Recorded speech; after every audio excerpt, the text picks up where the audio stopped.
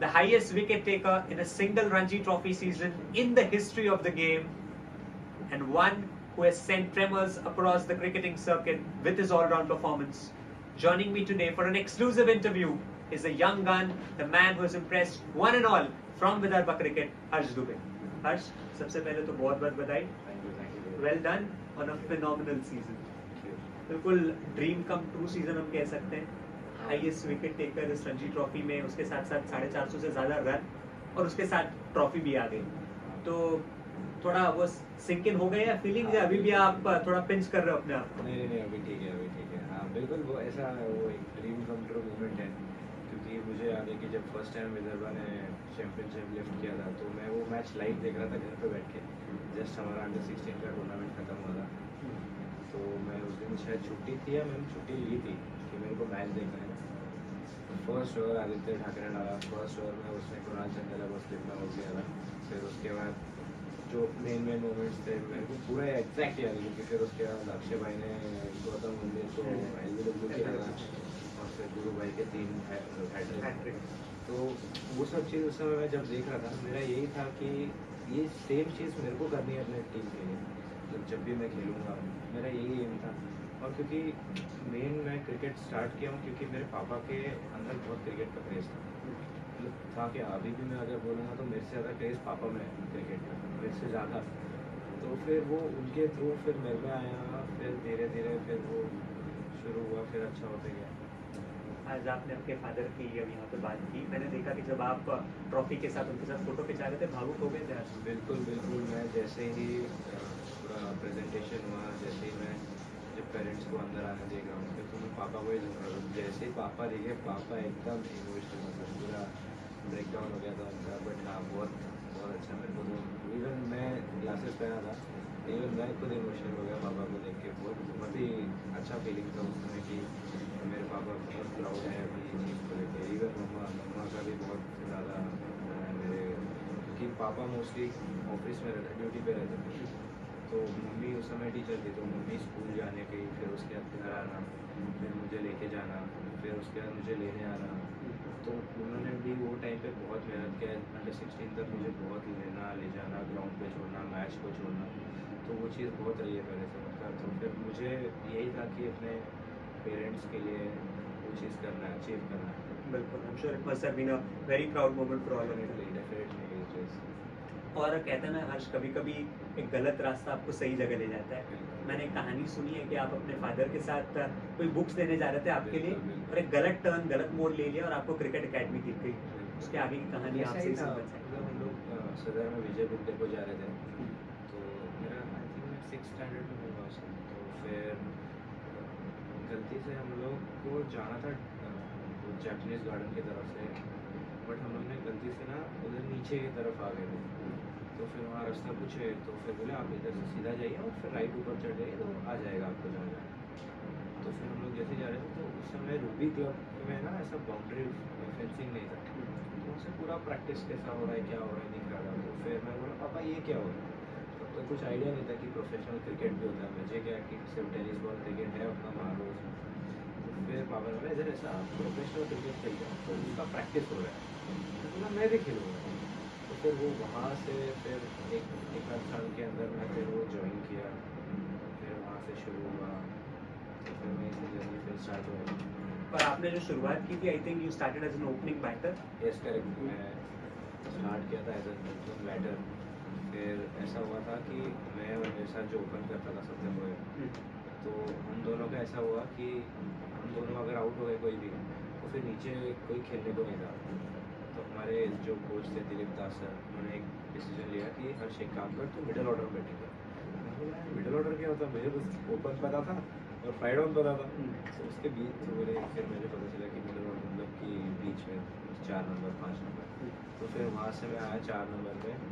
तो फिर वहाँ से वो बैटिंग का तो अभी भी खैर मेरे को बहुत पसंद है बैटिंग. अगर मैं ऐसा बोलूँगा तो मैं बैटिंग करना ज़्यादा प्रेफर करूँगा. हाँ बट ठीक है. तो फिर उसके बाद से धीरे धीरे जब मैं फिर बॉलिंग शुरू करने लग गया, बॉलिंग तो डालता ही था बट वो फिर वो ग्रेजुअली बॉलिंग ज़्यादा करने लग गया.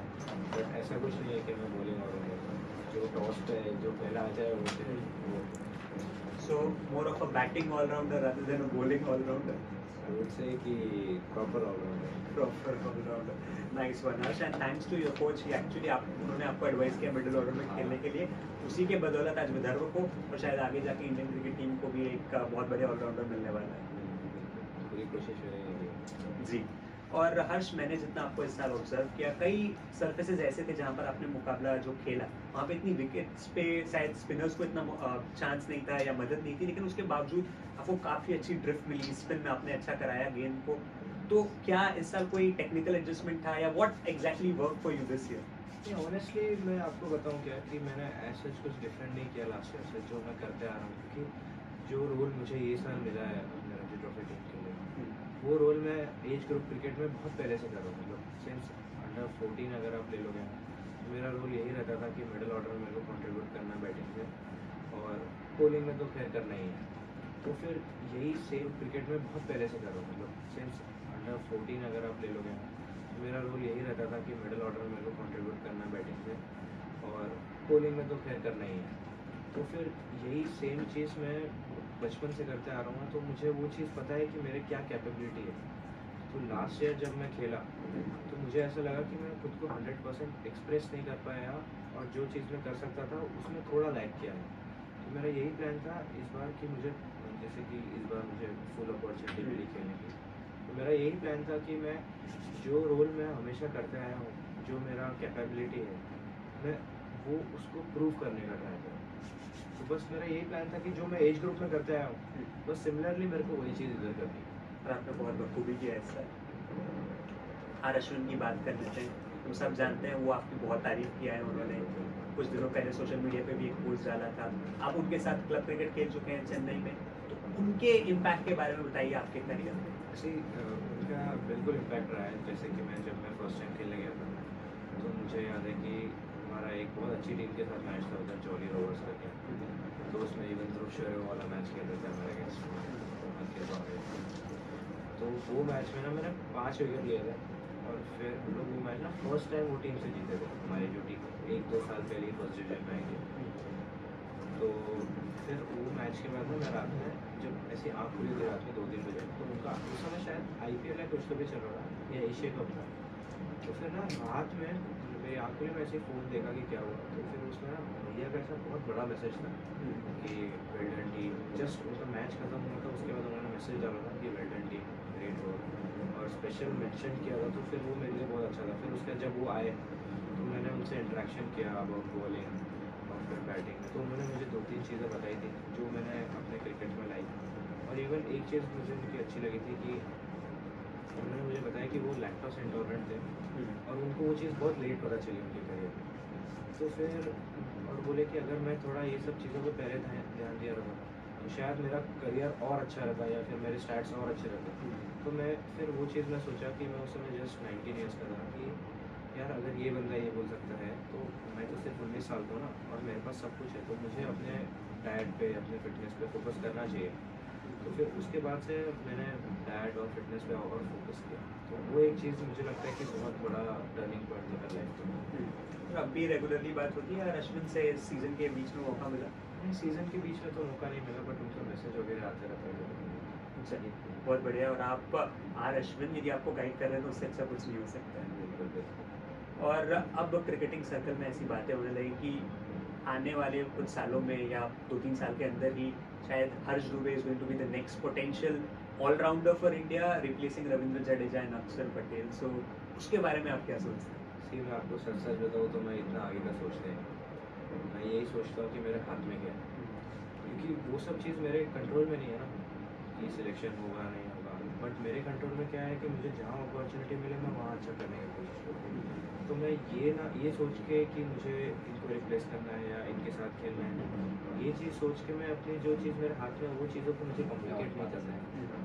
तो फिलहाल तो मेरा फोकस यही रहेगा कि मेरे पास आगे आने का क्या चीज़ है. तो बस मेरा ज़्यादा उसके आगे मैं कुछ भी नहीं सोच रहा. ओके. और एक आखिरी सवाल हर्ष, ये तो हुई बात रेड बॉल क्रिकेट की, लेकिन थोड़ा डिसअपॉइंटेड है आप IPL ऑप्शन में आपको सिलेक्ट नहीं किया गया. Is that something which is at the back of your mind? मैं डिसअपॉइंटेड तो बिल्कुल नहीं हूँ. मैं आपको बोलता हूँ कि मेरा हमेशा से ये रहता है कि अगर मेरा कुछ चीज़ में सिलेक्शन नहीं हुआ, तो मेरे मेरा यही रहता है कि मेरे को इससे और अच्छा करना है। मैं अगर ये ब्लेम गेम खेलूँगा कि मुझे नहीं लिया या इसको लिया, तो वो फेयर नहीं होगा मेरे हिसाब से। मुझे ऐसा लगता है कि अगर मैं कहीं चीज़ में कहीं कुछ नहीं लिया मुझे या सिलेक्शन नहीं हुआ, तो मैं खुद को और बेटर करूँ ना, रेदर देन थिंकिंग कि वो मेरे जगह इसको लिया या मुझे क्यों नहीं लिया, यही करूँ। तो मैं ये चीज़ के बारे में बिल्कुल नहीं सोचता। मुझे यही रहता है कि हाँ, नहीं हुआ ठीक है, अब मेरे को और मेहनत करना है और फिर इतना अच्छा करना है कि उनको लेना ही पड़े। मेरा यही फोकस होता है और कुछ मैं सोचता नहीं। बिल्कुल, you have a great mindset and I'm sure this mindset आपको बहुत आगे ले जाएगा क्रिकेट में. Thank you so much Harsh for doing this and we all are very proud of you and the Vidarbha team. Thank you. Thank you so much.